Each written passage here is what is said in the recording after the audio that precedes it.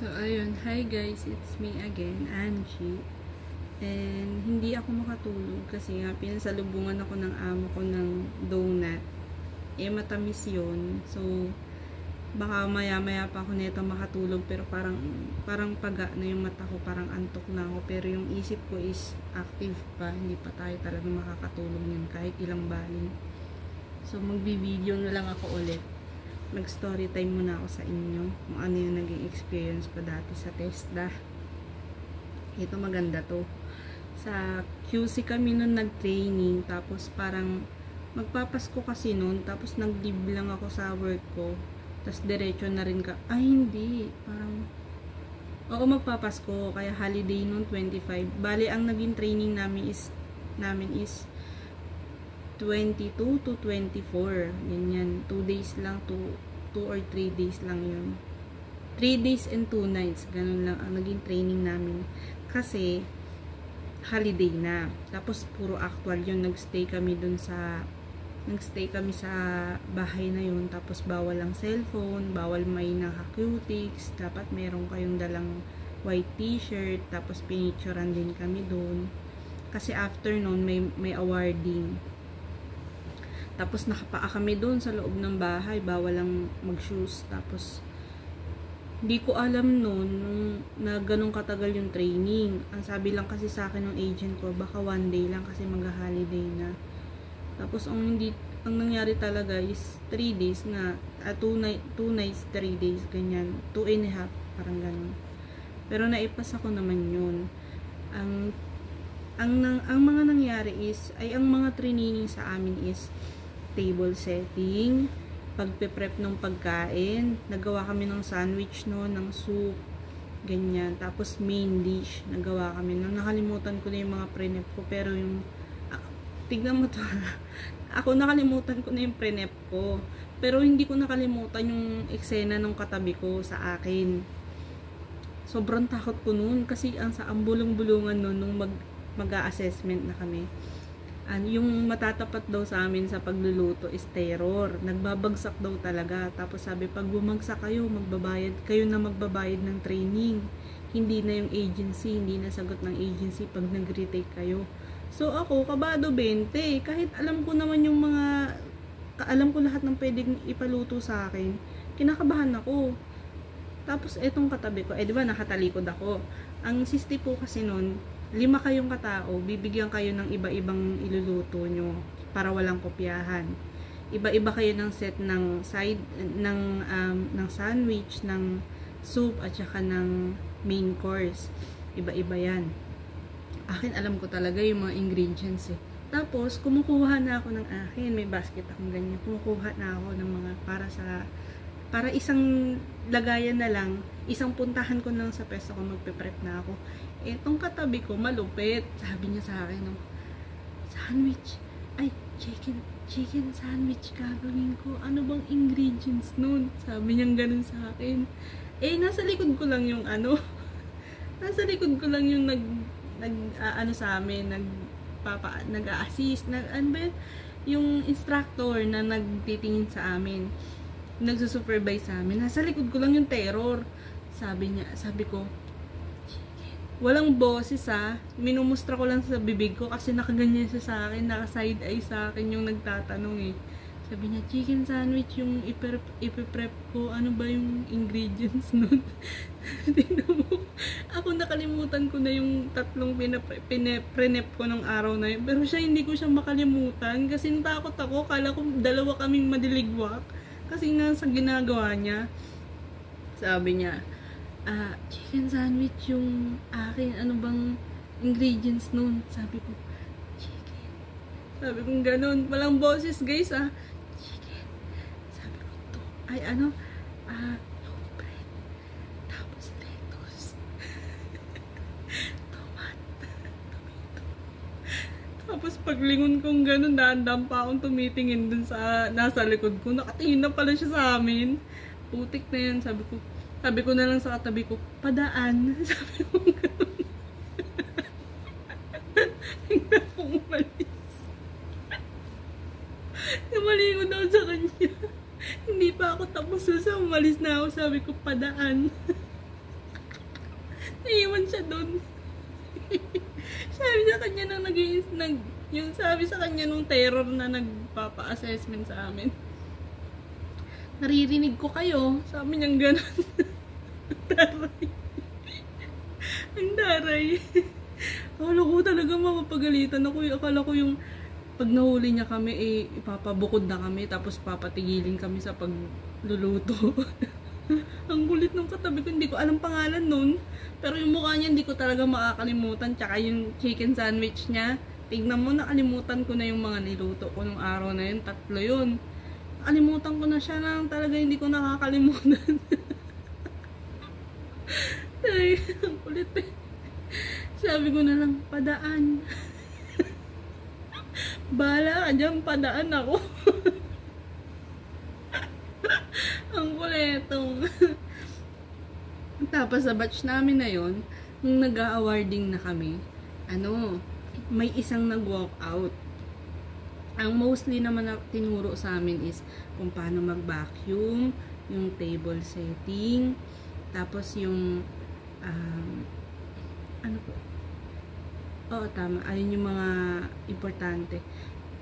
Paano mag-vacuum, table setting, yung paano mag-operate ng washing machine na mga automatic, yung front load tsaka off, front load dito, tapos yung top load yung sa ibabaw, tapos yung mga manual na gamit, yung bukod yung wash at saka yung drain, tapos yung pagda-dryer bukod. Tinuro sa amin kung paano mag-operate, tapos kung ano-ano yung mga cleaning materials. Doon lang ako medyo tagilid sa pag-table setting kasi hindi naman talaga na-apply yun dito. Pero naipasa ko yun na tagilid siya para sa akin na parang hindi ganun siya ka-importante para. Sobrang na-stress kami doon lahat. Sobrang na-stress kami doon sa table setting. Can I bust out? Gaganong-ganon pa kayo doon. Tapos pagdating dito, hindi. Walang ganyan. Tapos ang mga plato, walang table setting na dapat dito yung lahat ng kutsara, lahat dito yung tinidor, maliliit na tinidor, malaking tinidor for bread or for meat. Wala pong ganun. Andito is malalaking sahan. Supra, sa sahig sila, sa carpet sila nagdi-dinner or nagla-lunch. Lalo kapag sama-sama lahat sa ganun. Pero kung may matanda, may maglalagay ng table, pero walang table setting kasi po common sa kanila ang nakakamay. Yun ang medyo ko sa inaral namin sa testa na parang siguro kung sa hotel kami mapupunta is malaking pakinabang talaga or sa mga restaurant, pero kung lahat yun kami, lahat domestic helper yun magkakasama kami sa bahay kami mapupunta nun So parang ang lang sa akin lang sa opinion ko, lahat naman tayo may kalayaang magbigay ng opinion. Sa opinion ko, hindi siya masyadong, yung tinuro ng testa, hindi masyadong parang masyadong ano ba ang magandang term, kasi baka may ma-offend hindi siya masyadong importante para sa akin para sa akin lang. Sa 5 years ko, hindi ko siya na-i-apply. Yung mga kinaibasa out na yun, dyan ako nervous noon. Wala naman pala siyang connect dito, Tapos, ayun na nga. Yung isang nagbibigay na ng ng grade. Balik tayo sa nagbibigay na ng grade. Natapos na namin yung 3 days. Tapos, ang bulong-bulungan kasi doon, kapag kapag hindi nyo naipasa yung assessment na to, babalik kayo. Tapos kayo na yung magbabayad. Magkano yun? 1 to ata or 1.5, parang ganyan. So, yung isa, 3 times na siya umulit sa pagti-table setting na sinisigaw-sigawan na siya nung nagpapa-assessment. Nag-walk out nung na kami, nag-awarding na kami. Tapos umiyak siya ng umiyak doon sa kwarto niya. Tapos sinundo pa siya ng isa namin kasama. Sumunod din ako, syempre nakikichika ako. Itignan ko kung ano bang mangyayari. Nagpuntahan kami doon, natigil yung awarding. Tapos sumunod yung nagbibigay ng award. Sabi, huwag ka nang umiyak. Pasado naman kayong lahat. Bibigyan pa kitang isang chance. Sabi niya ganun. Kung ngayon pa lang umiiyak ka na, paano sa abroad? Sabi ganun, isipin mo mga pangarap mo. Which is totoo, 'di ba? ano pa lang yun, training pa lang yun eh. Dapat mas malakas yung loob mo. Kasi pag dito ka sa abroad, wala na yung mga grade na yan. Lahat ng dadaanan mo, ano na yan, hindi na practice, actual na yan. 'Di ba? Kung doon pa lang sa practice, naiyak ka na. What more sa abroad, 'di ba? So, tama talaga yung sinabi ng teacher. Tapos sabi, binanggit yung mga mga magagaling nga daw sa lahat ng aspeto. Una, yung kasamahan ko na naging close namin siya sa sasakyan. Tapos sunod yung best friend ko si Eileen, kaso hindi siya pinalad makapag-abroad. Tapos ako, tapos may dalawa pang sumunod sa akin. Tapos ay pumasa naman yun. Tapos naging friend ko siya sa Facebook nung naka-flight na ako. Siguro mga 2 weeks lang, nakapunta na rin siya dito. Tapos, nung natapos ko yung 2 years ko, ayun, natapos niya rin yung kanya, umuwi na rin siya. Ako, nag-extend ako for another year, tapos nawalan na kami ng communication. Ang dami ko naging kaibigan nun. Tapos, hindi lang ako sumali sa mga GC nila, kasi may work din talaga ako nun. Tapos, focus ako sa pamilya ko, sa trabaho. Parang ayoko ba ng marami akong i-entertain. Kaya hindi ako nag-avoid talaga ako sa mga GC. Kasi sabi ko, kung makaka-abroad naman tayo, dun na lang tayo magpangipangita. Ganun. Ang importanteng GC sa akin nun, yung GC sa school ng anak ko at saka sa agent ko kay Ma'am Leia, ayun talaga ang hindi ko hinindian. Pero the rest, kasi ko yun, tao ko na pag maraming mga bagay na nasa harap ko, mabilis akong ma-distract. So, ayoko ng maraming distractions. Tapos, sabi ko pa nun, hindi pa naman siguro ang TESDA. Ayun nga, nagkatotoo yung isip ko na, hindi pa naman ito yung final. Siguro, ang final na magiging mga makakalipad na talaga pag nagkaroon na tayo lahat ng PDOS ba yun? Kasi pag natapos mo na daw yung isang-isa na yun, malapit ka na mag-flight. So, ayun, si Eileen nga, yung best friend ko, hindi siya nakapag-abroad. Tapos, nagkaroon kami ng communication nung malapit na ako umuwi, na magti 3 years ako. Yun, nangamusta siya. Nagkaroon siya ng baby pala. So, hindi na siya tumuloy sa pag-a-apply. Tapos, sabi niya, siguro, pag malaki na tong baby ko, mag-abroad ako. Sabi niya gano'n, sabi ko, inshallah. Sabi niya, ang galing mo. Sabi niya, gano'n. Na-survive mo yung 2 years. Samantalang dati, no, takot na takot ka pa. Sabi niya, gano'n sa akin. Sa kanya lang ako nagsabi, natatakot ako. Sabi kong gano'n. Pero, sa pamilya ko, wala. Di nila ako naringnan na natatakot ako. Kasi pag nandun ka sa training, tapos kayo lang, tapos di pa kayo magkakakilala, matatakot ka talaga eh. Kasi, ang daming emosyon, most of it nakakatakot. Madadala ka sa emosyon ng ibang tao, madadala ka. Kaya nasabi ko sa kanya, natatakot ako. Pero pagdating naman, pag sa bahay, pag doon ako sa amin, hindi ko pinapakita na natatakot ako. O kaya hindi ko masyadong naiisip na natatakot ako. More on excitement. Kasi, ang palagi kong iniisip nun, gagalingan ko to. Sabi kong ganun sa sarili ko.